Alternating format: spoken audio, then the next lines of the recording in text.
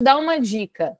Venha pro ao vivo, entendeu? Vai todo mundo balançar a cabeça agora para concordar comigo. Venha pro ao vivo, entendeu? É só essa dica que eu vou te dar. Venha pro ao vivo, tá? Mas é difícil para mim na quarta-feira. Faça um esforcinho, entendeu? Vale a pena vir no ao vivo. Além de tudo, a gente consegue ter aqui muitas discussões e aí você consegue tirar sua dúvida. Se tiver alguma dúvida, você consegue tirar a dúvida com a gente. Mas venha pro ao vivo, porque ao vivo é um outro patamar. Deixa agora aqueles momento de tensão, para ver se a professora vai conseguir compartilhar a tela. Já não está mais tanto de tensão assim, porque eu já estou ficando boa nisso. E hoje nós vamos falar de bens imóveis no IBS-CBS. Para começo de conversa, aqui, nossa, por falar nisso, né,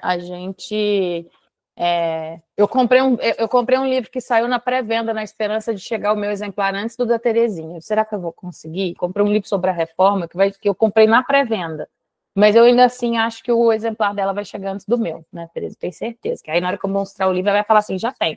Mas hoje o assunto para quem eu já indiquei esse livro aqui antes, vou indicar mais uma vez para quem ainda não viu esse livro, eu já falei sobre ele antes, é o IBS-CBS em Operações com Bens Imóveis, do professor Jefferson Valetim. Ele trabalhou no GT dessa parte dos bens imóveis. É um livro bem pequenininho, é um livro bem específico. Todos os meus livros são sujos e com post-its, infelizmente, mas é isso. Depois eu tenho que levar para ele autografar para mim. Esse livro é muito bom e é bem tranquilo de entender. Basicamente, foi uma fonte que eu usei aqui para essa aula de hoje, então fica aqui, comprou na indicação, é isso aí, João. Ele é muito bom, tá? Eu gosto bastante, tem o prefácio da minha amiga Melina, professora Melina Rocha, eu indico muito para quem quer entender melhor. Ele me ajudou bastante, tá? Porque essa é uma parte que não é uma parte simples da gente entender essa parte de bens imóveis. A gente vai ver hoje, se você for pensar assim, são poucos artigos, 251 a 270, não é muito artigo, nós estamos falando de 19 artigos, mas ele é cheio de coisinhas ali, que no final das contas ele acaba sendo necessário você dar uma aprofundada maior, principalmente porque o professor, o Jefferson, que ele é auditor fiscal da Receita Estadual do Estado de São Paulo, ele vem trazendo como é agora e como é que por que chegou nessa ideia, como é que o GT chegou nessa ideia, é bem legal. Quem não assistiu também à exposição do professor Jefferson, o professor Jefferson mesmo, ele apresentou no Observatório da Reforma Tributária, que eu já indiquei para vocês várias vezes. Procurem lá no YouTube, tem uma exposição dele só sobre esse tema aqui, que é a base desse livro, que também é uma exposição muito boa, que eu também utilizei como fonte aqui, então fica aí as dicas para vocês de indicações. Vamos lá! Primeira coisa, né? Deixa eu voltar aqui. Foi mal. Pronto. Por que o imóvel ganhou um capítulo à parte? Eu não tinha falado sobre isso, mas eu achei muito interessante porque é um trecho do livro do professor Jefferson. E eu achei interessante, porque na reforma, imóvel não é só prédio, lote, escritura. E aqui vocês vão notar que eu dei uma mudada um pouco na linguagem para deixar isso aqui mais fácil para vocês entenderem. Aqui tem 3 chaves que vão mudar o jogo. Primeiro, quem é que vai virar contribuinte sem perceber? Porque imóvel é um negócio que muita gente utiliza como investimento. Então, quando você fala assim, eu tenho imóvel, né? Quem compra a terra, e ainda tem a parte da transcrição do artigo 485 em diante. Qual que é a parte do 485 em diante? A do professor Jefferson, Terezinha? Isso, está lá no finalzinho, exatamente. Que é o regime de transição, maravilhoso. É o regime de transição. Isso, o regime de transição, maravilhoso. Então, vem cá, vamos entender aqui o básico, né? Por que ele ganhou um capítulo à parte? Como eu estava falando para vocês. Primeiro, porque o imóvel ele é usado por muitas pessoas como forma de investimento. Então, a pessoa vai lá e compra um apartamento, não sei o que, e tem aluguel. Aí compra várias coisas e vai alugar para um Airbnb. Aí compra, não sei o que. Então, ele é uma maneira que não é só comprar casa. Não é só comprar casa, fazer prédio, comprar fazenda, essas coisas. Não é só isso. Então, ele tem 3 pontos importantes aqui, além desses. A gente tem, né, a gente vai lidar com o contribuinte que vai cruzar a linha sem perceber, e aí você tem alguns gatilhos, isso é perigoso. Porque eu tenho, sei lá, meu avô deixou 2 imóveis, e aí o meu pai isso, eu tenho um aluguel disso, eu tenho 3 salas, e não sei o quê, e não sei o quê. Cuidado, aí a gente vai precisar ver sobre isso aqui também. Quanto que realmente entra na base, o que sai dela, porque essa base também foi uma confusão, eu lembro que eu discuti bastante com as donas a respeito na época dessa discussão, porque quando veio a proposta, o PLP 68, ele veio muito pior para o setor de imóveis do que está realmente aqui no projeto, na lei no final, tá? Então, quando ele veio no PLP, ele veio muito agressivo. Foi um dos que mais me chamou a atenção, inclusive na época que foi apresentado o PLP, chegou a derrubar algumas ações, especialmente de shoppings, por exemplo. Na época, derrubou as ações, eu trabalho muito com essa parte do mercado financeiro, as ações de shoppings, né, desabaram justamente por esse ponto aqui, de algumas coisas que vieram muito pesadas, sem redutor, sem nada, pesando a mão no aluguel, com aquela ideia de base ampla. Então, isso daqui mudou muito, desde o GT, desde a instalação, né, desde quando foi discussão, né, do próprio grupo de trabalho, mas agora eu me refiro lá à Câmara. E você tem 2 cupons, que eu chamo ali, que a gente chama de cupons, né, eu chamei de cupons, que é o redutor do ajuste e o redutor social. Então, tem 2 pontos que a gente precisa usar. Então, hoje, o que a gente quer aprender aqui? Usar a régua certa, enquadrar a operação, proteger base, escolher o melhor caminho do meio entre valor de aquisição e valor de referência e não tropeçar no cadastro. O que mais tem é vídeo no TikTok, é gente me pedindo vídeo, vídeo no TikTok, Reels falando que agora os imóveis serão tributados até a tampa, até não sei o que, e nunca mais eu vou ter dinheiro, e acabou, e é isso e herança. 2 coisas que todo mundo aparece no TikTok, aparece nos Reels. Agora proteja seu... Então, vamos entender aqui, vamos botar a bola no chão. Eu vou fazer um vídeo sobre isso, que eu fiquei adiando de fazer um vídeo sobre isso. Vamos lá. Ele tá voltando aqui, olha. Eu tô apertando, ele tá voltando lá no 17, que era onde eu tava. Vem cá, agora volta. Quem que é, né? Vamos lá. Quem que é o contribuinte? Que a gente vai falar sobre isso daqui. Primeiro, pessoa jurídica, óbvio. Pessoa jurídica já está no jogo. A pessoa física, ela entra quando ela deixa de ser investidor ocasional, ou seja, deixa de ser aquela pessoa que tem, sei lá, um apartamento, estou recebendo ali um aluguelzinho, 2 apartamentos, ou um apartamento e uma sala, estou recebendo um aluguelzinho ali que não vai gerar muita coisa, e eu viro uma atividade econômica para os olhos da lei. Quais são os 3 gatilhos? 3 gatilhos do ano calendário anterior. Locação, cessão ou arrendamento somou mais 240 mil no ano, envolveu mais de 3 imóveis distintos. Então, aqui é a regrinha, gente. Essa regrinha aqui foi construída, tá? Lá no PLP, na discussão do PLP 68. Alienação, cessão de direitos. Mexeu com mais de 3 imóveis distintos. Então, eu tenho ali uma alienação, uma cessão de direitos que vai movimentar 3 imóveis distintos. Construiu e vendeu mais de um imóvel. Construiu e vendeu, que é mais de um imóvel construído por você nos últimos 5 anos. Para evitar aquele povo que vai fazendo predinho, todo mundo conhece o povo que faz predinho. O povo faz predinho e aí vende os predinhos, né? Faz não sei o quê, junta aquilo ali, ou junta um grupo de investidores, faz predinho e vende os apartamentos. Todo mundo conhece gente que está nessa coisa aí. E ainda tem o peguei pesado esse ano, que é, se no próprio ano você exceder esses limites, né, dentro do próprio ano, você excedeu esses limites, ou faturou 20% acima dos 240 mil, ou seja, chegou ali em 288 mil, você entra no regime já esse ano, não espera o outro ano. Entendeu? Então tem o peguei pesado. Você excedeu os limites, todos. Passou 20%, você vai entrar no regime desde já. Dica prática. Imóveis distintos. O que é imóveis distintos? Porque o pessoal pergunta o que é imóveis distintos, né? Deixa eu pegar aqui a minha legislação. Sempre falo para vocês estarem abertos na legislação de vocês e dessa vez eu que não abri a minha. Sempre que a gente fala imóveis distintos, a gente não tem exatamente o que vai ser isso, o que vai ser a definição disso. Então, você tem ali, por exemplo, tem por objeto mais de 3 imóveis distintos. O que é imóvel distinto? Não sabemos o que é imóvel distinto.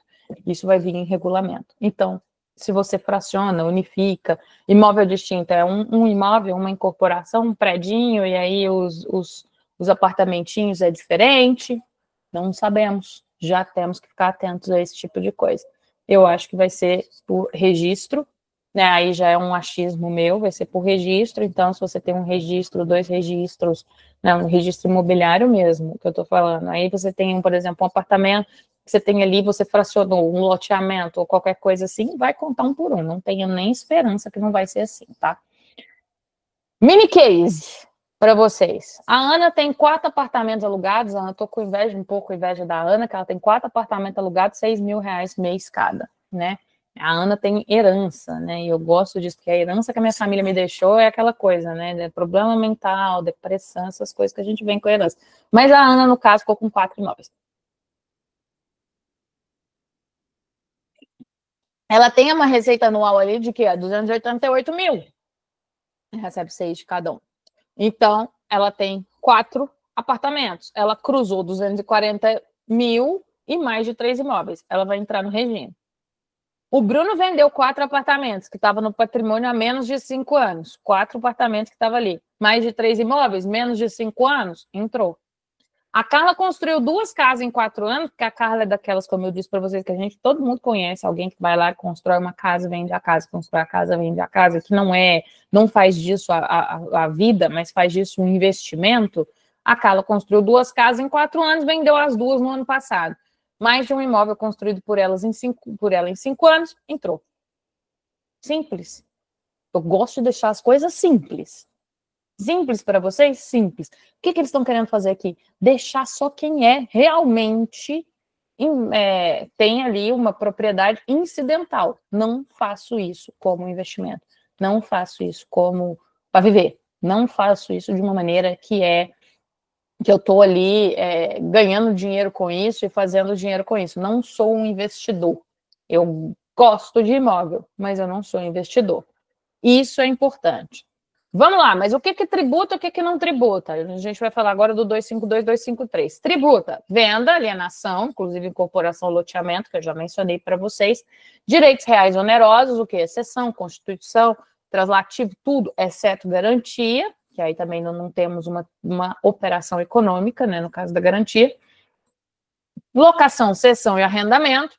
Administração e intermediação, construção civil. Como eu disse para vocês, a construção civil, inclusive, estava 100% no outro regime, sem nenhum tipo de redução, sem nenhum tipo de nada. E aí, na época, eu lembro que eu discuti isso e falei, nossa, a coisa aqui vai ficar complicada. Não vai tributar. Então, eu falei para vocês o que tributa e o que não tributa. Permuta sem torna, só tributa a torna. Então, se eu não tenho nada, se eu estou trocando um apartamento no outro apartamento e não tem mudança nisso, eu, na realidade, não tive um valor agregado, lembrem-se do IVA, o valor agregado, eu não tive valor agregado, trocando uma coisa na outra, é a mesma coisa. Então, eu estou trocando o meu apartamento aqui por um apartamento em determinado lugar.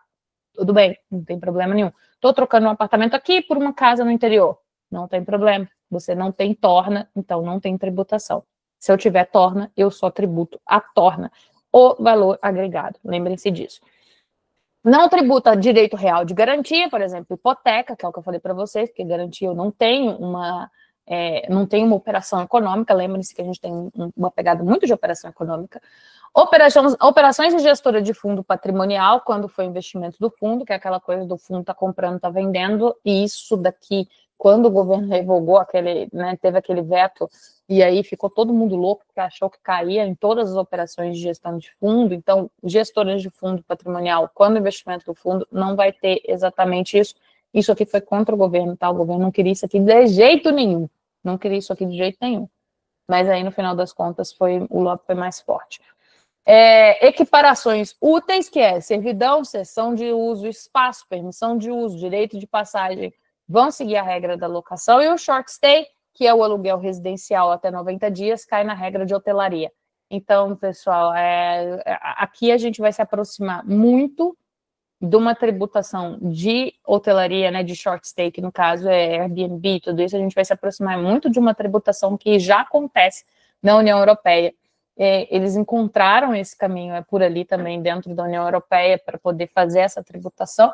mas ainda assim lá ainda é vantagem porque tem essa tributação no consumo, mas não tem outras taxas de turismo envolvidas, e isso aí isso aí está sendo um problema lá.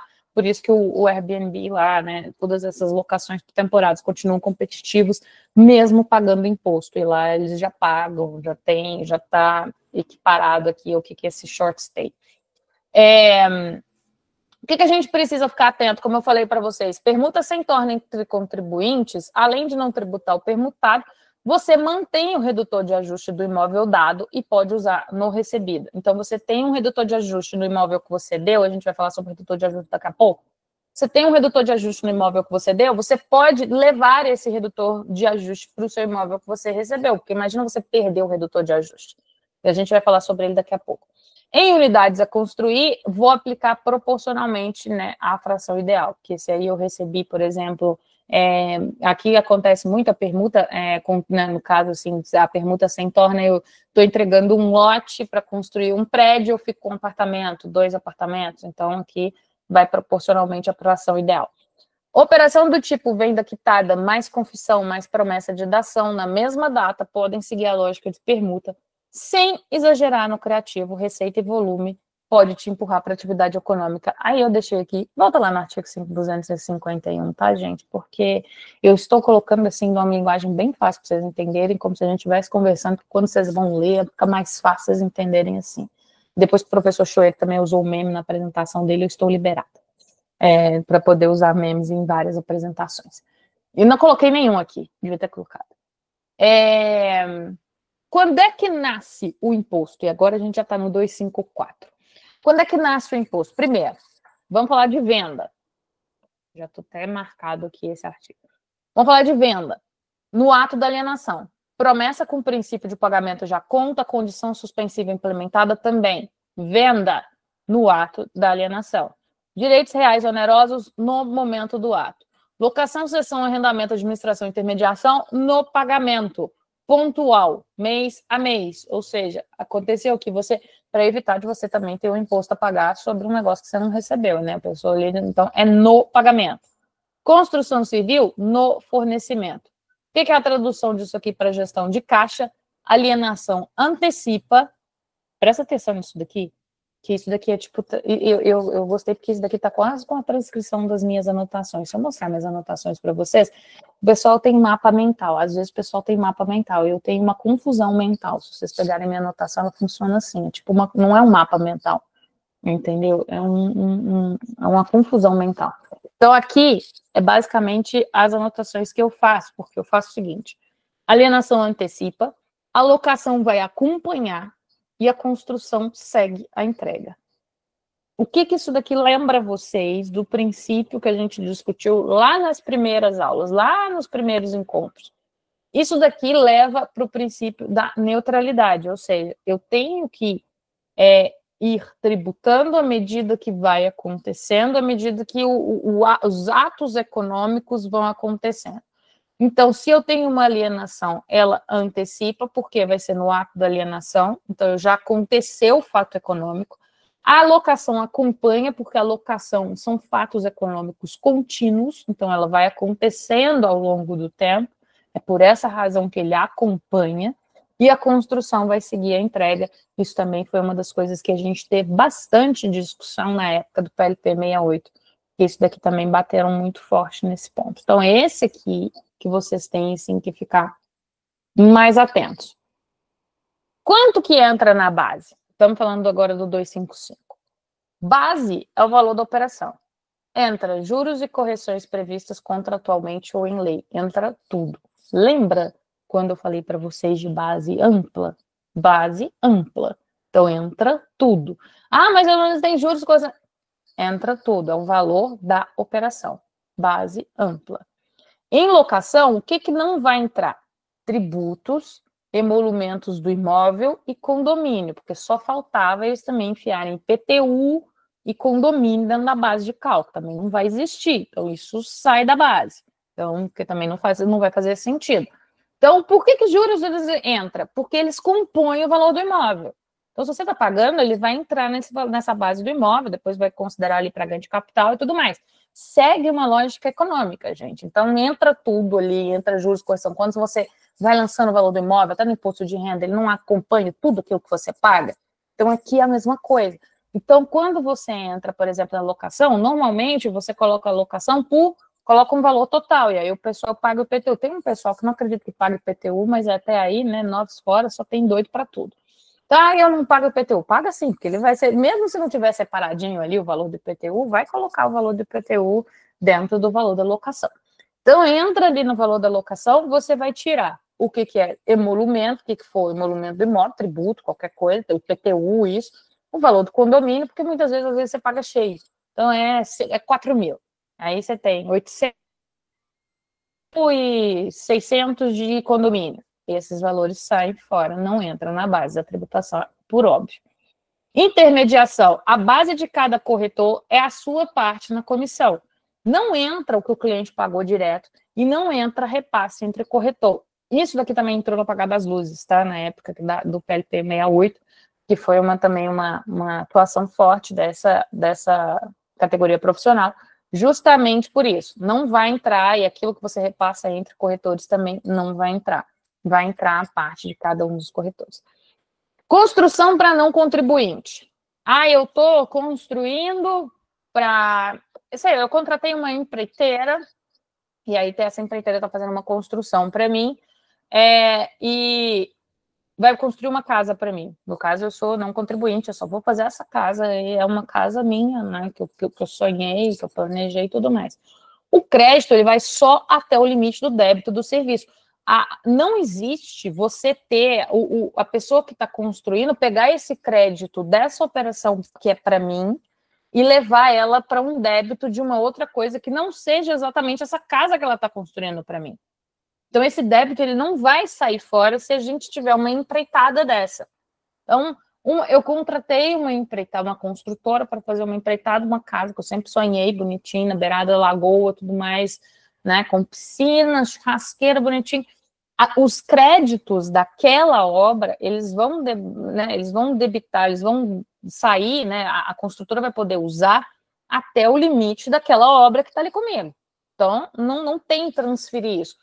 Quando eu estou falando de uma construtora fazendo o débito dela própria, né, de outras coisas que ela não está fazendo, ela está fazendo para ela, para vender, outra coisa, não é para não contribuinte.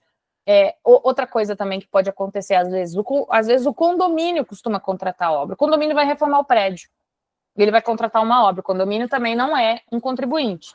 Então, vai acontecer a mesma situação. Então, não existe levar débitos para além daquilo. Então, esse é um ponto que é importante aqui. Ele só vai poder pegar os créditos desta obra e abater com que ele vai emitir a nota ali para o condomínio e abater daquilo. Sobrou crédito. Too bad. Aí ele não pode usar isso em outras coisas. A administração pública não vai sofrer esse limite. Importante manter isso daqui. Valor de referência. Isso daqui vai dar uma confusão. Vamos lá para o artigo 256. O meu, inclusive, estava com esse post-it pregado aqui no meu livro sobre o 256. O fisco, ele vai poder estimar, e tem vários TikToks do Satanás falando isso aqui, entendeu? Seu valor de referência, agora todo mundo vai manter. Eu recebi um negócio desse. Seu imóvel vale 1 milhão? Eu falei, o que está acontecendo, gente? Calma. Então, calma, muita calma. O fisco, ele vai poder estimar o valor de referência do imóvel usando o quê? Usando inteligência artificial, usando em toda a base de dados que o fisco já possui. Metodologia de mercado, dados de cartório e cadastro. Vocês imaginam que o governo, o poder público, se ele quiser, ele faz isso assim, porque ele tem todos esses dados à mão dele, ele tem todos esses dados de uma maneira fácil.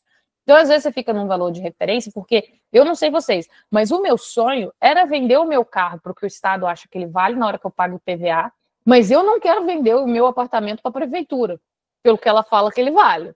Então, é sempre assim, sempre um valor de referência muito doido. Então, você fala assim, olha, não, você tem seu carro. Aí, quando você vai ver o valor de referência do IPVA, eu não sei aí, mas aqui em Minas, eu não consigo no meu carro que eles estão me cobrando de tabela. Mas tudo bem. Então, eu queria muitas vezes vender meu carro para o Estado. Mas, se a Prefeitura de Belo Horizonte quiser comprar meu apartamento, eu não vendo para ela, porque o valor que vem de referência do meu imóvel, eu consigo pelo menos 1 vez e meia, 2 vezes eu consigo, se eu for vendê-lo. O que eles vão fazer? Eles vão ajustar isso. Isso hoje é um gap. Isso hoje é um gap que existe no controle do Estado. O Estado vai fazer o quê? O Estado vai usar esse valor de referência do imóvel, utilizando todos os dados que ele tem, metodologia de mercado. Isso aqui, a inteligência artificial vai fazer em 2 minutos para eles, contando, né, com todos os dados de cartório, cadastro, tudo. Ele vai servir de prova em arbitramento e vai ficar público. Esse sistema, que é o chamado, né, o SINTER, que é o Sistema Nacional de Gestão de Informações Territoriais. Você vai poder impugnar? Vai, em procedimento próprio. Aí você pode impugnar e falar assim, tá maluco, isso daí tá um valor muito, né, doido das ideias. Onde é que isso vai pesar? Principalmente na escolha do redutor de ajuste, lá na virada de 26 para 27. Vai ser o valor de aquisição atualizado ou o valor de referência. Às vezes, o mercado subiu. Às vezes, a sua documentação é melhor. Então, você vai ter que escolher fazendo conta. Ah, dá para escolher de qualquer jeito? Não, não dá para escolher de qualquer jeito. Então, isso daqui é importante em termos de valor de referência. Chega a ser uma coisa que vai dar ali dor de cabeça? Chega. É o fim do mundo que o TikTok está falando? Também não. Entendeu? Então, não é uma coisa que... Enfim, é um negócio que, para mim, eu pelo menos enxergo dessa maneira, inevitável. Ia acontecer isso, inevitável. Então, não é nada fora, vamos dizer assim, do normal. Redutor de ajuste, o que eu chamei de o grande cupom aqui, né, que é os artigos 257 e 258. O que ele é? A partir de 1º de janeiro de 2027, cada imóvel vai ter um redutor de ajuste vinculado. Ele serve só para abater a base da venda. O redutor de ajuste é corrigido por IPCA até a alienação. Como é que ele vai nascer? Imóveis em 31/12/2026, eu achei engraçado, porque tá assim, imóveis, eu estava vendo um negócio assim, imóveis possuídos, fica parecendo que está possuído por um espírito, mas não. Imóvel que você tem até 31 de dezembro de 2026, você vai escolher entre o valor de aquisição atualizado até 31/12/2026 ou o valor de referência, que é aquele valor que eu falei para vocês do 256. Entenderam? Como é que vai funcionar a escolha entre uma coisa ou outra? Imóvel em construção em 31/12, desculpa, tem alguém, não sei se tiver, vocês me chamam. Imóvel em construção em 31/12/2026, terreno atualizado, mais custos diretos até 31/12/2026, comprovados. Comprou a partir de 1/1/2027, valor de aquisição. Ponto. Simples assim. Valor de aquisição. Aí a gente vai trocar a nossa base toda pelo valor de aquisição. E aí você vai ter esse redutor de ajuste. Ah, como é que ele vai calcular? Pera, calma. Deixa eu só falar um pouco aqui, que é o que eu chamei ali de um tapa anti-abuso, né? Vamos fazer assim. Vendeu antes de 3 anos, comprou de contribuinte e não comprova que pagou o imposto de renda, né? Que é o ganho de capital ITBI lá atrás, o seu redutor de ajuste vai ficar travado no valor de aquisição do alienante lá. Ou seja, não tem papel, não tem milagre. Ah, mas é porque eu não sei, eu fiz de louco, fiz de maluco, deixa eu ver aqui. Vai ser preciso cada pessoa entrar num sistema do SINTER e fazer essa opção? Então, até o momento, aparentemente, eu não sei se vai ser feito essa opção dentro do ano que vem, que eu acredito que não é o caso, tá? Eu acho que vai ser, por exemplo, para quem não usa como investimento, para quem não está ali, não vai ser... não cai no conceito de contribuinte, acho que não é isso agora, tá, Valéria? Não é o ponto. Esse ponto de entrar nesse sistema e fazer esse ajuste, isso daí é para quem pratica mesmo, para quem faz essa atividade econômica. Aí já vai ter que entrar e fazer essa opção. Aparentemente é isso que ficou. É lógico que a gente ainda tem a regulamentação, ver como é que isso vai funcionar, mas aparentemente, do jeito que a 214 está, é assim. Então, vamos lá, o que entra no redutor de ajuste depois? ITBI, Laudeme, contrapartida urbanística ambiental, né? Podem integrar o redutor de ajuste quando pago, mas sem crédito de BS-CBS, sobre o que entrou no redutor de ajuste. Nada de dupla, tá? Então, é engraçado que eu achei, assim, eles fecharam muita porta, acho que junto ali, com quem estava fazendo, tinha um planejador tributário muito bom, porque tudo que a gente já pensou de planejamento tributário está aqui. De alguma forma. E também muita gente do fisco, né? Então, basicamente é isso. Eles fecharam as portas de muitas coisas. Mas lembrem-se que aqui nós estamos falando, aqui nós estamos lembrando, praticamente a gente está tratando com quem trata isso daqui como atividade econômica, né? Não é o caso da maioria das pessoas, né? Vamos colocar assim. Quando é que o redutor de ajuste vai junto e quando é que ele morre? Vendeu para contribuinte do regime? Ou seja, empresa vendendo para empresa vendendo para uma pessoa física que é equiparada a contribuinte, redutor de ajuste vai junto com o imóvel. Vendeu para não contribuinte, o redutor de ajuste se extingue. Por quê? Porque o não contribuinte ele não vai ter esse imposto. Entendeu? Ele não vai ter, ele não tem imposto sobre consumo. A gente não vai. Isso daqui foi uma das coisas, foi uma das maiores atrocidades na época da reforma, que me rendeu muita dor de cabeça. Porque eles colocaram que qualquer, eu lembro que foi, eu não lembro qual era o veículo especificamente, falou que vender qualquer imóvel ia ficar 27% mais caro, porque todo mundo ia ter que pagar IBS, CBS. Eu falei, de onde vocês tiraram isso? Não tem nem lógica isso que vocês estão falando. Lembrem-se que não contribuinte, ou seja, quem está lá naquelas regrinhas, né, quem não cumpriu aquelas regrinhas, não tem isso daqui. Então eu não vou ter. Quem é não contribuinte, paga, ganho de capital. Paga outra coisa, a gente não paga consumo, porque não é algo que a gente está fazendo como atividade econômica.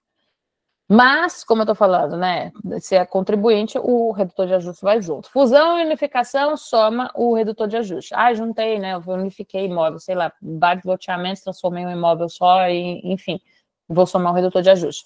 Divisão e loteamento, vou repartir, tão natural quanto. Parceria de loteamento, divide conforme percentual contratual. Então, eu tenho ali, por exemplo, um loteamento, vários parceiros, faço tudo bonitinho. Vou dar um exemplo para vocês direto aqui. O imóvel custou 500 mil, está atualizado em 31 de dezembro de 2026. 2028 você vendeu por 800 mil. Antes de tributar, vai tirar o redutor de ajuste e, se for o caso, o redutor social. A base é o que sobrou. Então, você vai ter as duas coisas. Redutor social. Aqui, agora, então a gente falou do redutor de ajuste. Lembrem-se, o redutor de ajuste, ele é do imóvel, então eu tenho ali um redutor de ajuste do imóvel para não ter uma tributação muito alta em cima de uma, de uma operação de imóvel. Isso aqui foi um negócio que foi ajustado lá por eles. E eu tenho o redutor social, que eu chamei um redutor de ajuste, que é o cupom grande, esse aqui é o cupom carimbado. Aqui eu tenho carimbo, tá? Por quê? Ele está praticamente restrito a uma coisa ou outra. Venda de residencial novo, redutor de 100 mil, que é o redutor social, RS de 100 mil reais. Por quê? Isso daqui foi uma das coisas que já existia no PLP 68, né? E o redutor social já existia no PLP 68, que é para deixar os imóveis impopulares sem um impacto maior por conta da reforma tributária, tá? Então, esse daqui é o caso em que eu quero incentivar aquela venda de, né, aquele redutor no imóvel que é mais barato, e aí eu tenho uma vez por imóvel, lote, uma vez por lote, e tem a locação, que também, no final das contas, entrou depois, tá? Depois do PLP 68, ela não estava originalmente, mas os dois primeiros estavam. Uma única vez. Por quê? Porque os imóveis, a ideia é tributar mais aqueles imóveis mais luxuosos. Inclusive, eu lembro que a gente chegou a fazer um cálculo na época que o imóvel mais luxuoso, sim, ia ter um aumento absurdo, bem alto, de tributação por conta de consumo, por conta do IBS. E aí, sim, a gente estava falando de uma tributação bem alta.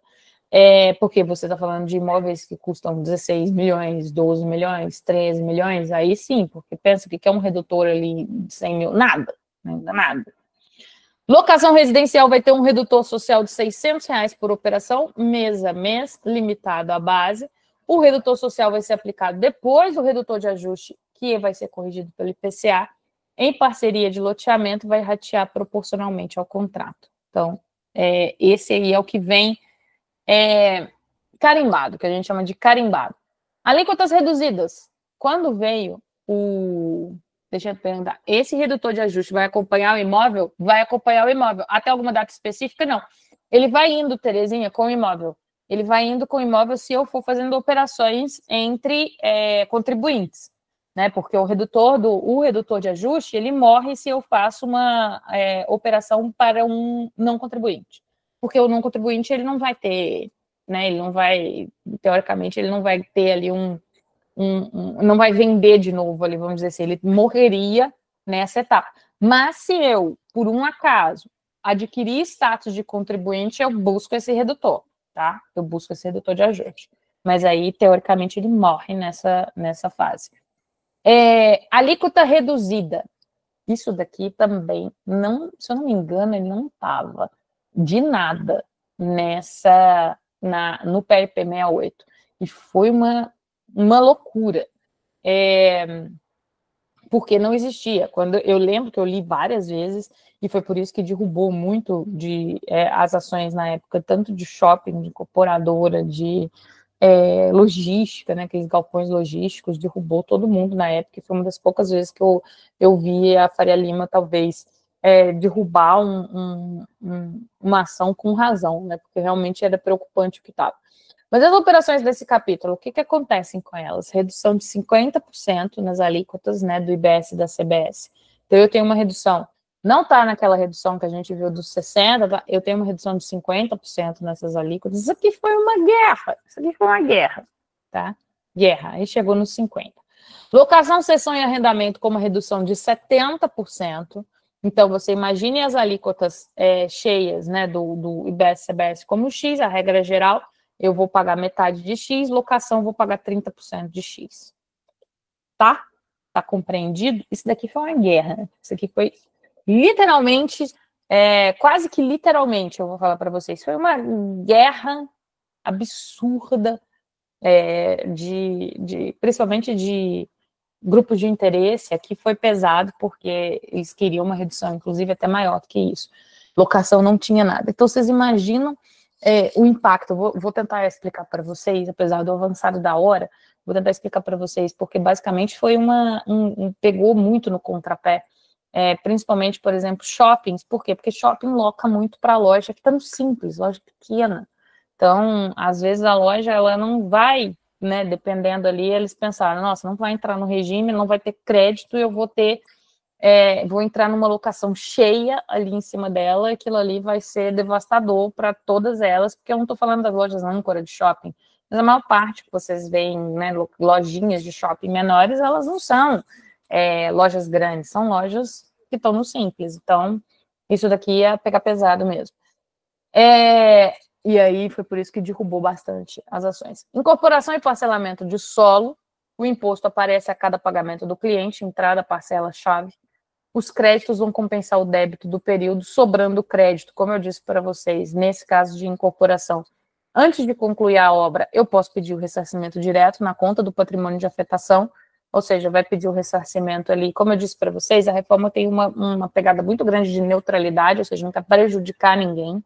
Então, existe essa previsão de não ter esse carregamento de crédito depois que não dá para fazer nada com ele, a não ser que esteja prestando para não contribuinte, aí não tem, né, não vai sair disso, porque aí não tem como, senão a gente ia estar diante de uma possibilidade de um planejamento tributário, tá? Por isso que às vezes que a gente não tem isso.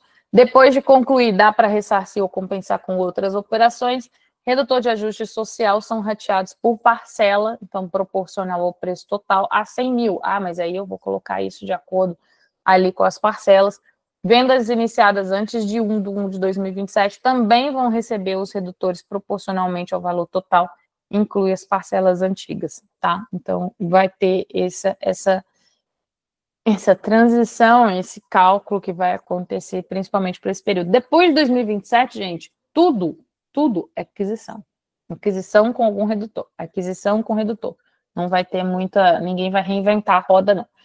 Quem é que vai pagar? Né, no caso, o IBS-CBS. O vendedor paga na venda, quem cede os direitos paga na cessão, o locador paga no aluguel, cessão e arrendamento, e o prestador paga em construção e administração e intermediação. ou seja, acompanha o ato econômico. Lembrem-se disso. Sempre quando vocês tiverem alguma dúvida sobre, mas como é que é? Quem é que vai pagar isso daqui? Quem é que vai, né, ser o responsável por isso daqui? Sempre é o econômico. Então, lembrem-se do ato econômico. Se o imóvel, né, tem, no caso, um leilão judicial, se ele tem um redutor de ajuste vinculado, trata como venda por contribuinte. Se ele não tem, trata como venda por não contribuinte. E aí é o que eu estava falando para vocês, o redutor de ajuste, ele vem vinculado ao imóvel.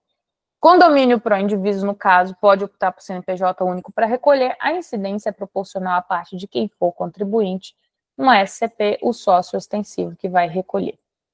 Isso aqui é só para ver, basicamente, o que a gente está falando aqui de burocracias. Seguindo. Opa, peraí.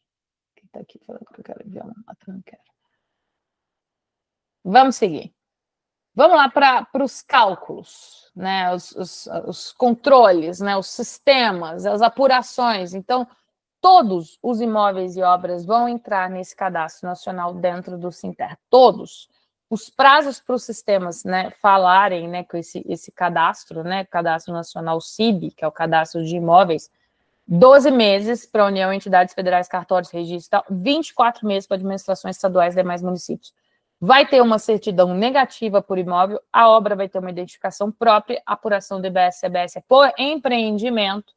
Cada obra, cada incorporação, loteamento é um centro de custo. Lembrem-se, sobrou crédito nessa obra, posso pedir um ressarcimento, posso usar nas demais, falando no caso da eu construtora. Nota fiscal de insumos da obra tem que citar o número do cadastro da obra, entendeu? O cadastro de cada obra.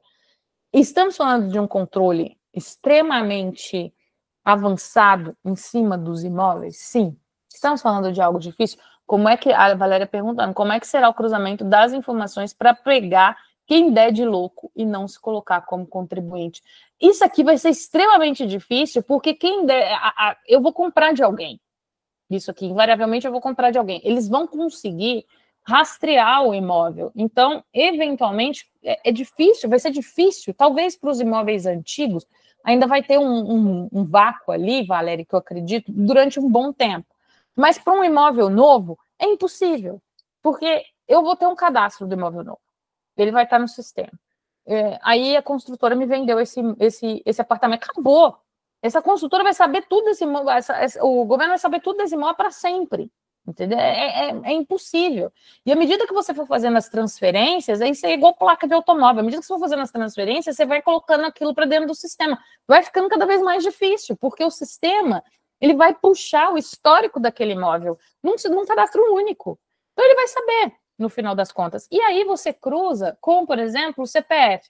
E ali é impossível você não saber, porque, por exemplo, se você, Valéria, tem quatro imóveis registrados no seu CPF, o governo já te joga numa determinada malha. Se você tem o recebimento daquilo ali que tem de aluguel ou de alguma coisa, que isso daqui eles vão colocar para cruzar com o imposto de renda, por exemplo, isso não está longe, tá? É um dado da Admob, era exatamente isso que eu estava lembrando da Admob. Você cruza, acabou, não tem como. Eles vão ter, e outra, eles vão ter um histórico do imóvel. E a questão é até colocar todo mundo para dentro dos cadastros. Até colocar todos os cadastros lá dentro, o João está falando, no final o BO vai ficar para a hora da regularização do imóvel. Com venda feita há muito tempo, o advogado que se vire para conseguir regularizar. É exatamente isso. É exatamente isso. Até colocar todo mundo dentro do sistema vai ser esse caos. E vai ser o BO, vai ficar para regularizar o imóvel. Até aí vai ficar para cadastro e tudo mais. Na hora que eu tiver tudo dentro do sistema, acabou, porque eu tenho uma noção de tudo. Olha, por exemplo, comprei, eu estou aqui, tem o meu imóvel, ele não está dentro desse cadastro ainda. Né? Ele não está fazendo parte disso, eu sou não contribuinte e tudo mais.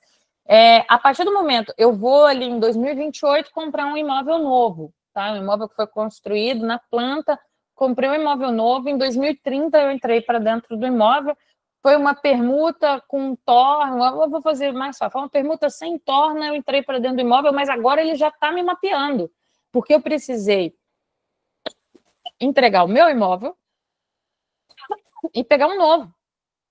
Então, ele já mapeou os dois.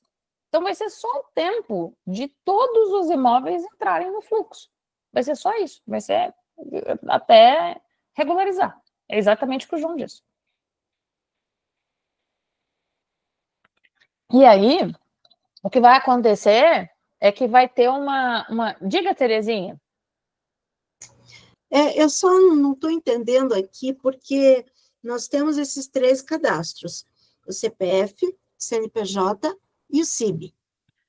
Vamos supor que eu sou contribuinte, pessoa física, eu estou recebendo aluguel.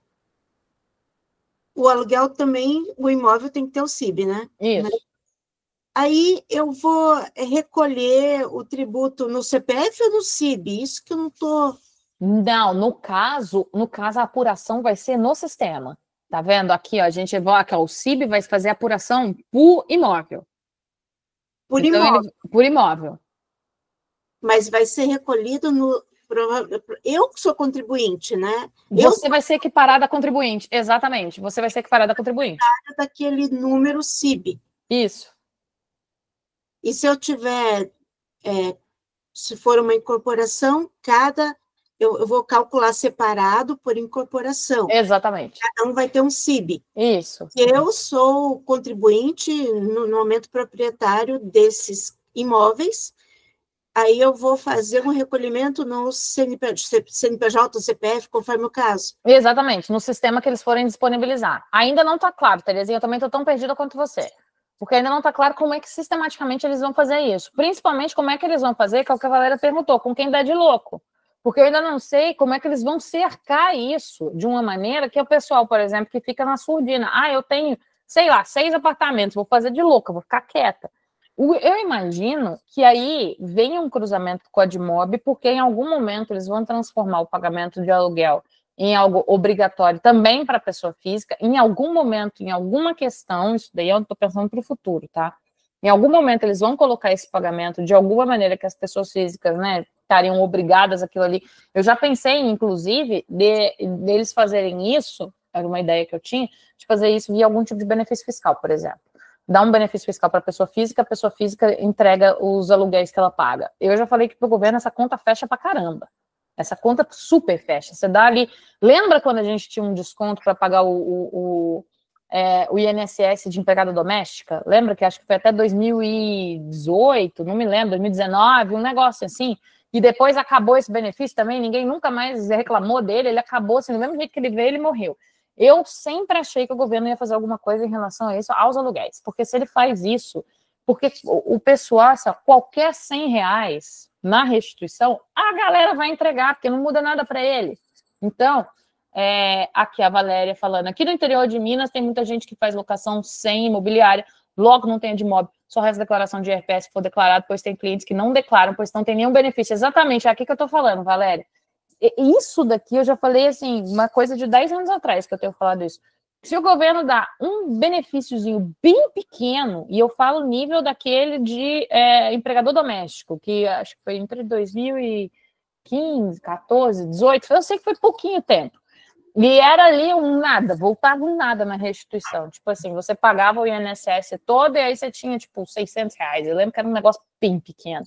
Se faz isso, na hora, todo mundo entrega, porque você não tem desvantagem nenhuma, não aumenta o seu imposto a pagar, e você ainda recebe um troquinho de volta, o locatário que se ferre, entendeu? Isso aí é o primeiro raciocínio.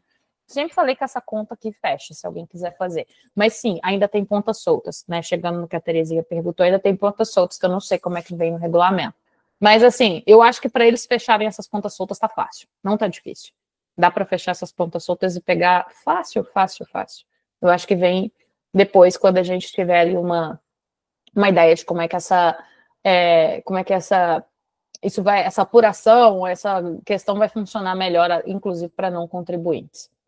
Eu dei alguns exemplos aqui, que é só para vocês terem mais em ideia, tá? Mais em mente, por exemplo, que eu coloquei um preço, um redutor de ajuste, um redutor social, aí eu fiz a base, colocando ali uma alíquota efetiva ali aí você tem uma alíquota efetiva de 50% que vai pagar com 50% de redução, o imposto seria esse valor. Locação residencial, coloquei a mesma coisa, e ali a permuta sem torna que não tributa, né? Mas mantém o redutor de ajuste do móvel dado, pode ser usado no recebido.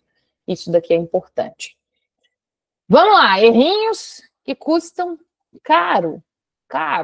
E como evitar? Primeiro, ignorar gatilhos da PF, né, da pessoa física.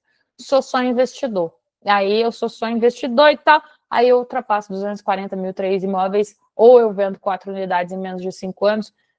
É bom tomar conta. Aí tem os clientes da Valéria, que os clientes da Valéria do interior de Minas, eu sou do interior de Minas também, Valéria, eu sou de Bom Despacho, né? Já falei isso em alguns vídeos. Os clientes lá do interior de Minas que vão fazendo uma coisa que não tem nenhum benefício, não declara, não faz nada, é bom ficar de olho, como eu disse. Esse é um cercadinho tão fácil de fazer para o governo que é só ele querer. Isso daqui é 2 minutos ele faz. Documentação fraca para o redutor de ajuste. Se eu não tenho lastro, não tenho ITBI, você vai perder o seu redutor de ajuste gordo em venda com menos de 3 anos. Então, tenha lastro. Não tem documento, não tem redutor de ajuste. Ou então eu vou confundir permuta com venda. Permuta sem torna não tributa. Com torna, vai tributar a torna, porque é o valor agregado. Lembrem-se disso. É o IVA, valor agregado. Locação short stay. Alugar, vai ser tratada, né? Locação short stay vai ser tratada como aluguel comum. Até 90 dias é hotelaria. Mas se eu for, por exemplo, se eu colocar até 90 dias, que é aquele caso, né, de principalmente Airbnb, e eu acho que o engraçado desse aí, os 90 dias foram usados até com base nisso mesmo, até 90 dias eu vou tratar como hotelaria, depois de 90, aluguel comum. Intermediação, eu vou faturar cheio e vou repassar depois. A base de cada corretor vai ser a sua parte, o repasse não vai para não contribuinte. O erro é achar que todo crédito vai virar saldo, limite é o débito fora administração pública. Eu estou fazendo uma obra, vocês imaginam a construtora, então, o pessoal que trabalha com empreiteira, isso aqui vai dar uma dor de cabeça gigantesca, porque isso aqui vai exigir uma precificação maluca. Diga, Valéria. Boa noite. Boa noite. Eu estou aqui do lado de Capitólio e o pessoal aqui aluga muita casa em Escarpas do Lago. Essa short stay, por exemplo, ele vai ser calculado, eu vou somar todas as receitas pensando que eu alugo por final de semana, tá? E aí o aluguel realmente, muitas das vezes, não passa por imobiliária, é diretamente com o dono, ou talvez nem em Airbnb. Ele vai poder somar ao final, ou ele vai ter que ser recolhido por locação? Muito provavelmente, se a gente vê...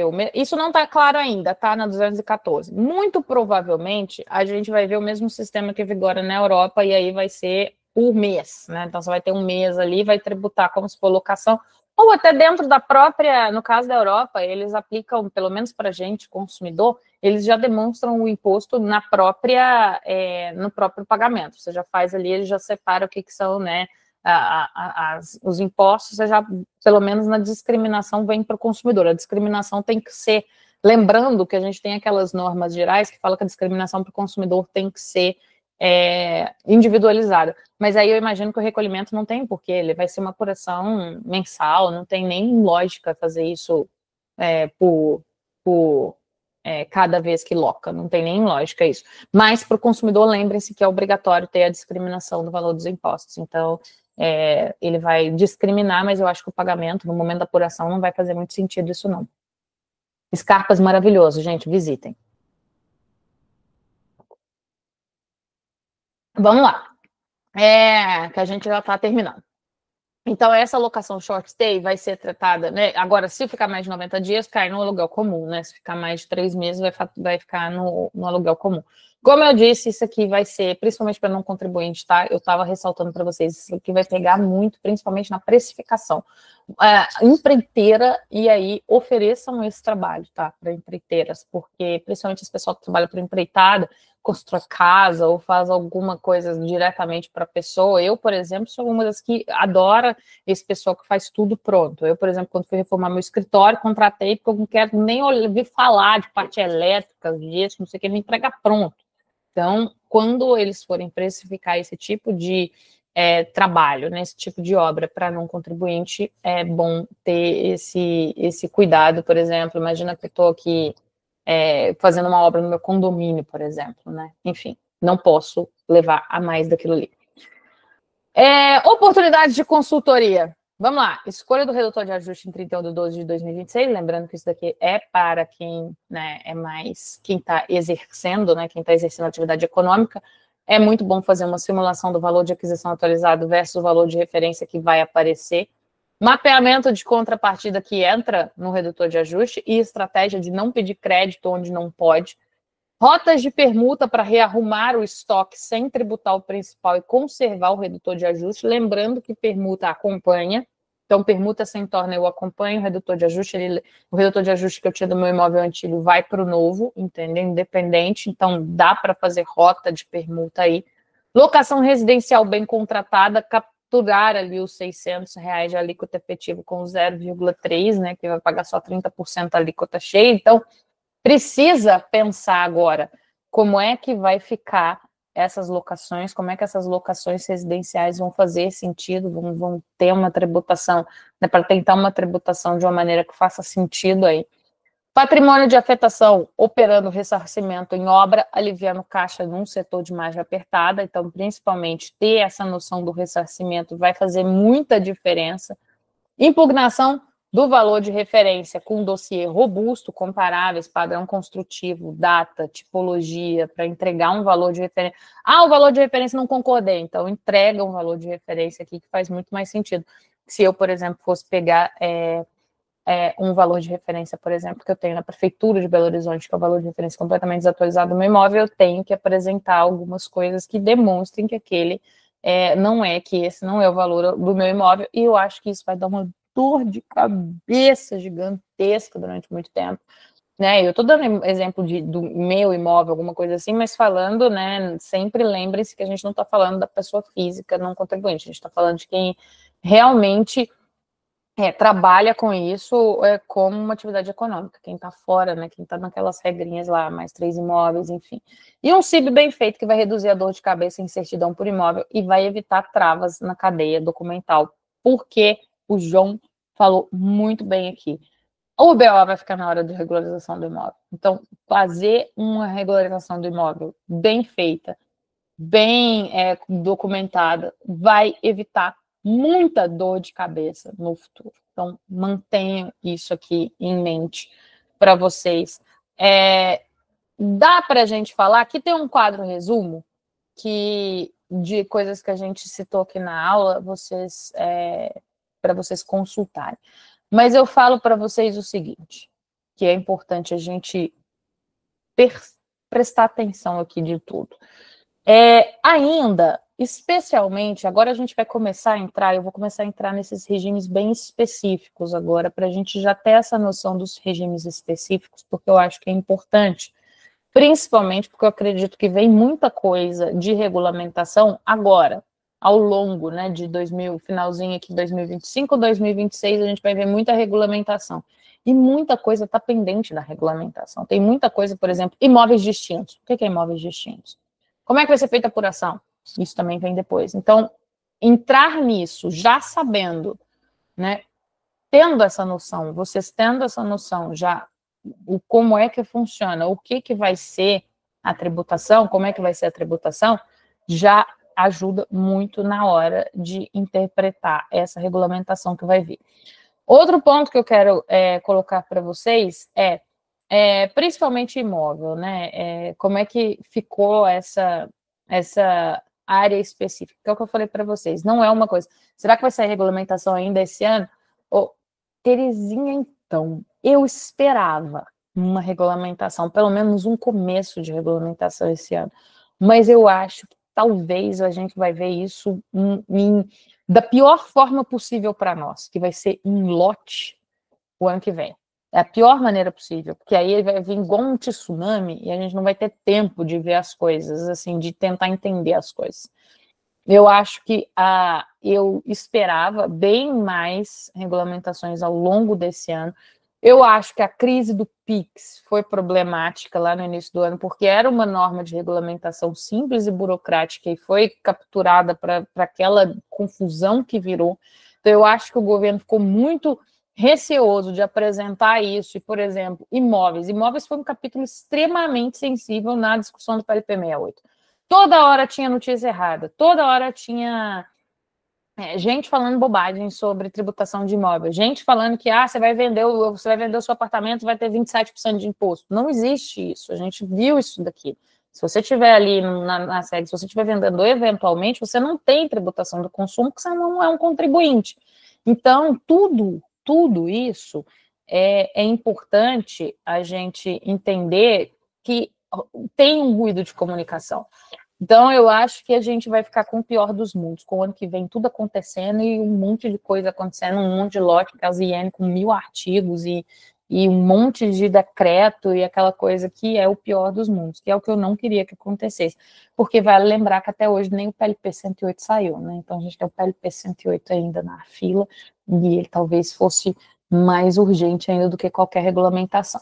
Por isso que eu trouxe isso para vocês, a gente vai começar agora, a gente vai passar pelos regimes especiais agora, a gente vai começar a tratar sobre eles, o que tem em cada um, como é que a gente, né, tem depois a hotelaria, bares e restaurantes, tudo isso, porque vai mudar muita coisa.